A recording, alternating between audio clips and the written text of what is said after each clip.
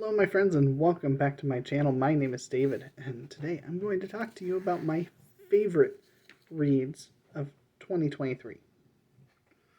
These are the books that I have absolutely enjoyed more than any others. So I've got 10 off of my shelf here. I'm going to give an honorable mention to 2 that are on my Kindle. First is book 3 in the Book of the New Sun series by Gene Wolfe. That is Sword of the Lictor, which is easily the best of the 3 that I've read so far. I'm currently making my way through number 4. There's a small chance that it could creep its way in here, but again, that's on ebook. I'm not counting those officially. And the second would be Musashi by Eiji Yoshikawa.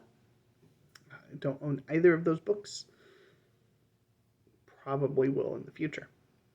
So let's get into it. These are not in a specific order. I've just pulled them off, so I'm going to talk about them as I get to them. Although we are ending with a fitting 1-2 punch, because those were the first ones that I knew I had to grab. And then I'm also going to talk about the 5 comics that I enjoyed the most as well. That'll be at the very end. I'm going to try to go quickly here because I am pressed for time. I've got so many things that need to be done. But it's been a while since I've been able to make a video, and I didn't want to make another day go by without this. So first we have one of the earliest books that I read this year. This is A Bond Undone by Jin Yong. This is book number 2 in Legends of the Condor Heroes.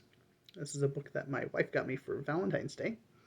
I read it, I believe, in March, and absolutely enjoyed it just as much as the first book. I still need to get around to reading books 3 and 4. I have both of those on ebook. I don't own either of them yet, but I really need to get back into this. And I think a big part of 2024 is probably going to be wrapping up some of these series that I keep saying I want to get back to. I've done a good job. I've wrapped up a couple already this year. So we'll see if I can keep that momentum going. Oh, I should probably talk about the book a little bit. Chinese fantasy with lots and lots of kung fu. Really awesome. Kung fu to the point where it almost feels and it seems very magical in its execution. Brilliantly done. Absolutely brilliant. Book 1 was one of my favorites of the year last year. Book 2 made it again this year. So next we have All My Sins Remembered by Joe Haldeman. This is one of the few things I read by Haldeman this year. I really want to get to more. This is another really early, I think this was maybe February when I read this. And this is about a man who goes on various missions of a sort. And on each of those, he's able to take on a new identity and is not supposed to remember any of the things that he's done in his previous lives. He goes and does some, essentially kind of hits on people. And so, of course, as the title kind of implies there, he's going to remember slowly over time. It's all going to come creeping back to him. He's going to no longer be able to be susceptible to those memory wipes.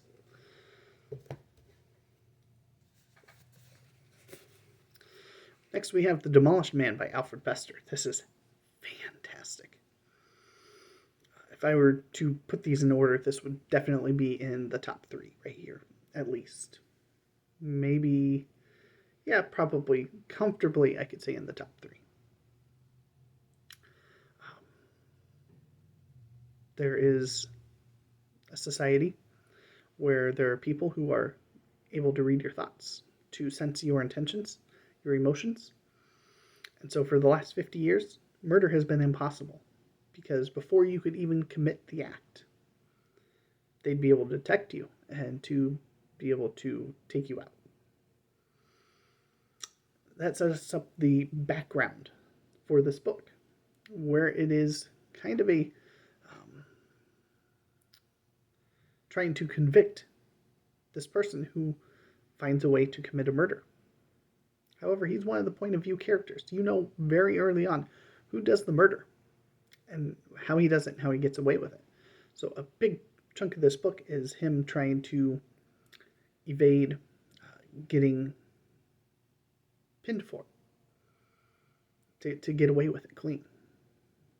And the other half, you have some from the perspective of the person that's trying to prosecute him and get enough evidence to be able to convict him in a way that it stands up, because there's a machine that they can input all the data in, and it'll determine whether they have enough to act upon.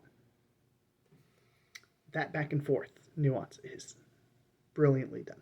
This is page turner. I had a very, very hard time putting this one down. We have Enemy of God. This is book 2 in the Warlord Chronicles by Bernard Cornwell. This is a novel of Arthur, as it tells you right here. This is the peak of the trilogy. This is one of the series that I did finish this year, that I was determined to get around to. I had read book 1, had books 2 and 3 on my shelf, and wanted to finish them, and absolutely loved all 3 of them. It's also one of the things that I highlighted for one of my bookshelf essentials. This was outstanding series.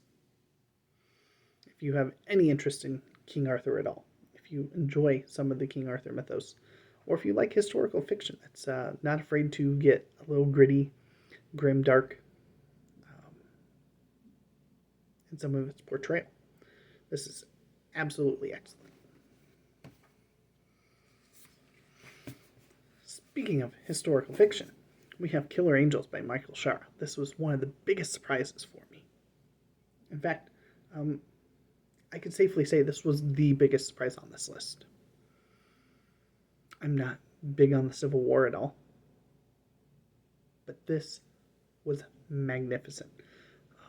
A novel that is telling the events on some of the most fateful turning points in the Civil War. You get to follow both sides, so it's got some points of view on the Confederate side and some on the from the North, and it is just brilliantly done. You learn about these characters, you care about the characters, some of their nuances, incredibly well done and imagined and researched by Michael Shaara.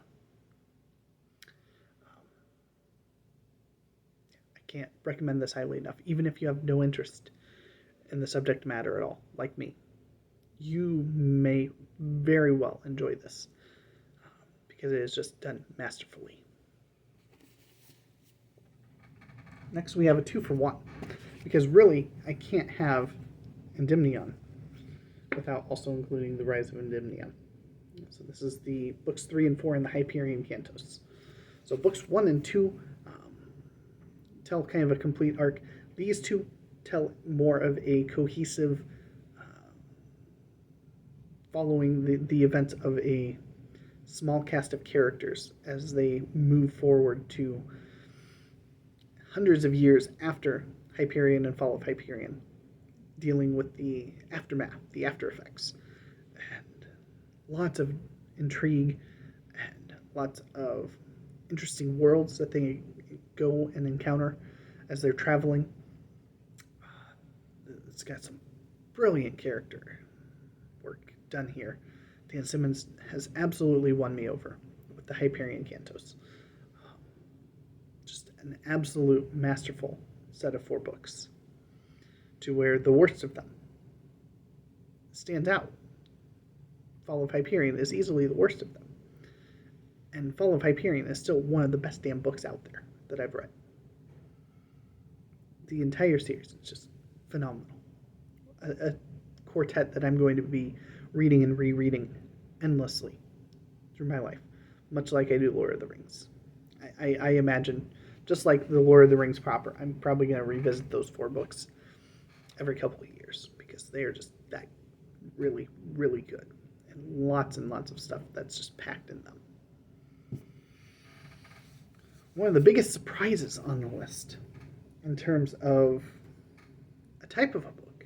So I didn't expect to love the Killer Angels as much as I did because I'm not interested in the Civil War.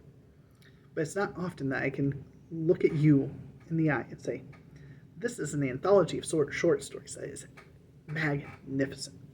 And it's by multiple authors.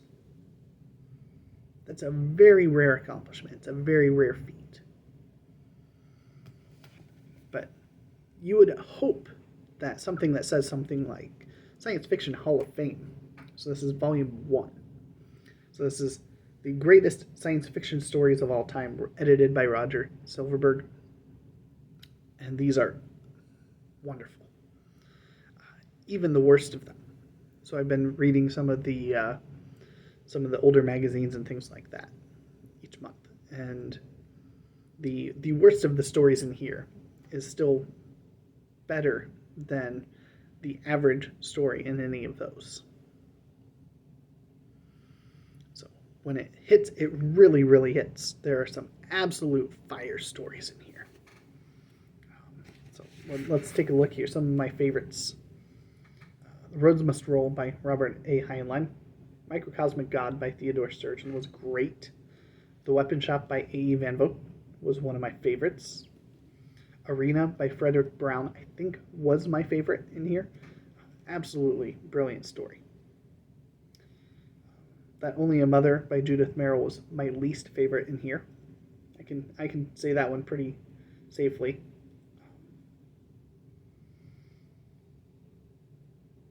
Surface Tension by James Blish was really good. 9 Billion Names of God by Arthur C. Clarke is a classic for a reason.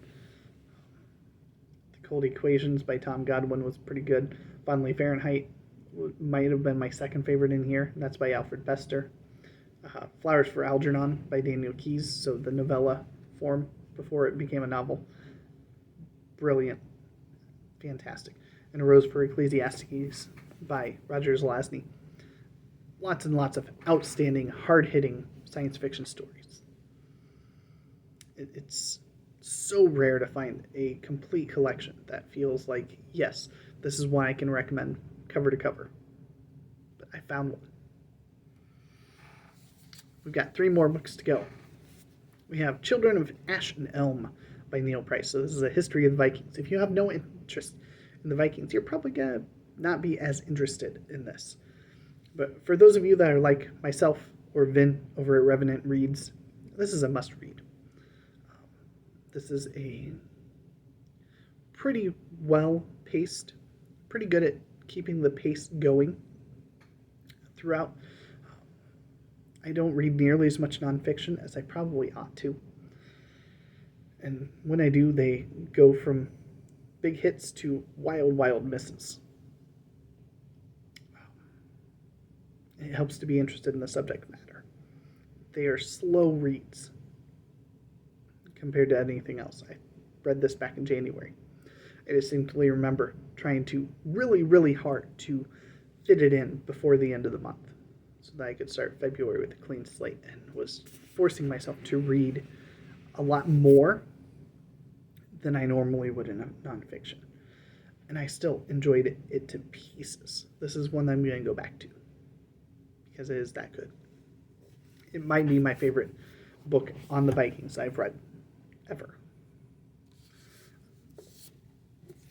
Next we have The Conquering Sword of Conan. Yes, Cimmerian September makes its appearance here by Robert E. Howard. This is the one of the 3 volumes of Conan in the Del Rey. I had read the other 2 previously, but this was the one this year that was new to me. So it's got the Servants of Bit Yakin, Beyond the Black River, The Black Stranger, The Man-Eaters of Zamboula, and Red Nails. All of which were really enjoyable. Red Nails easily being the best of them. I feel pretty confident in saying this was my least favorite of the 3 Conan novels, like the collections.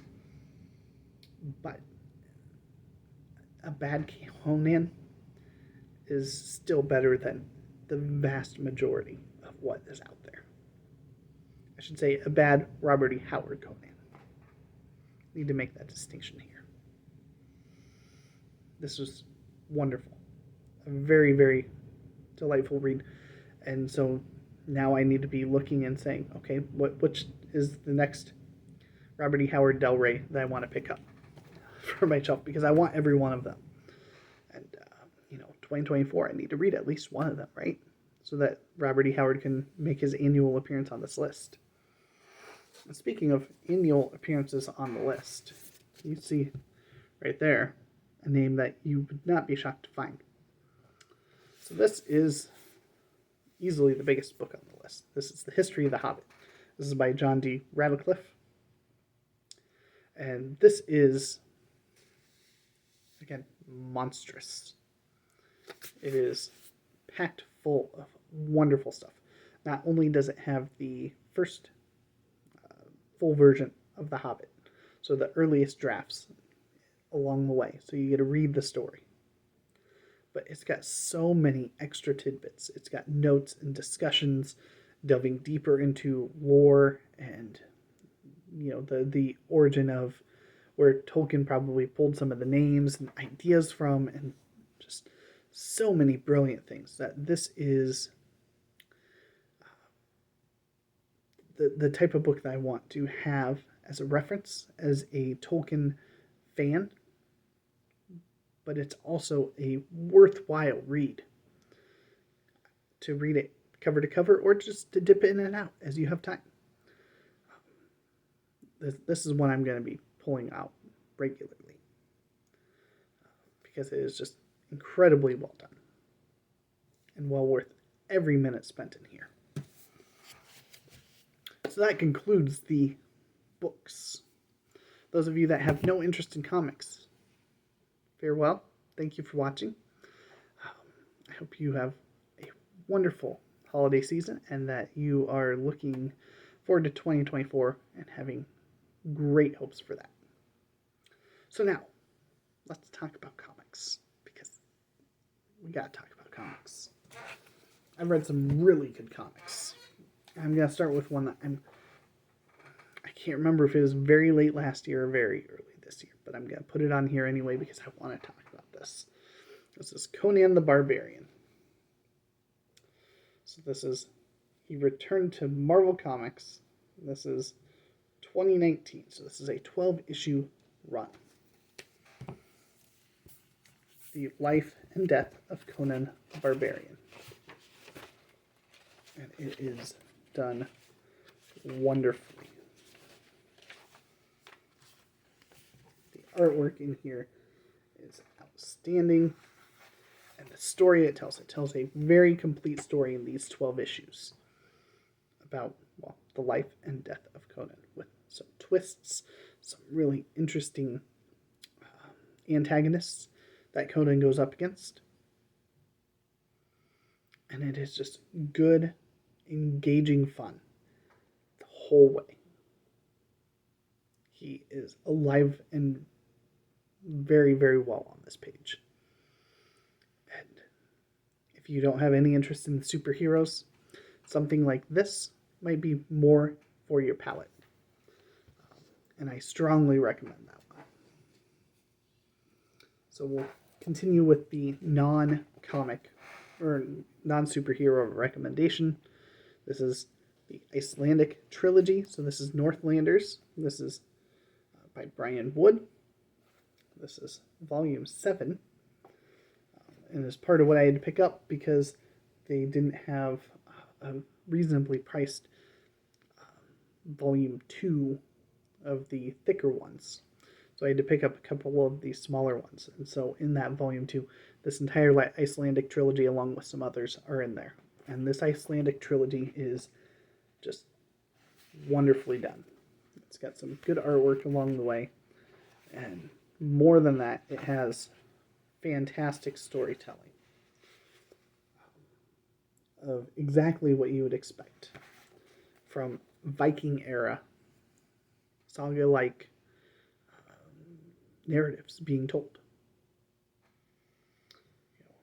It's talking about generations of a family over the course of their time in Iceland and kind of their rise into power and their fall out of power. And it is done well. I mean, you can see this is not a thick thing here. It's got, I think, 12 issues in here. No, 8. 42 through 50. So it is a really, really good run. And if you are looking to try out something that is a little different in comics, Northlanders is one that I strongly, strongly recommend. And if you're looking for a spot to start, you would do far, far worse than picking this one up and giving it a try. All right. So we'll go next to the one that you've seen as a bookshelf essential, Wolverine, Old Man Logan. There's not much to say about this one that I didn't say in that short video there.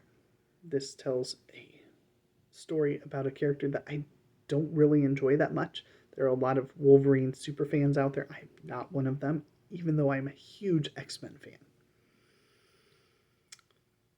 But this tells a very good post-apocalyptic story about Wolverine in a land where the villains have won.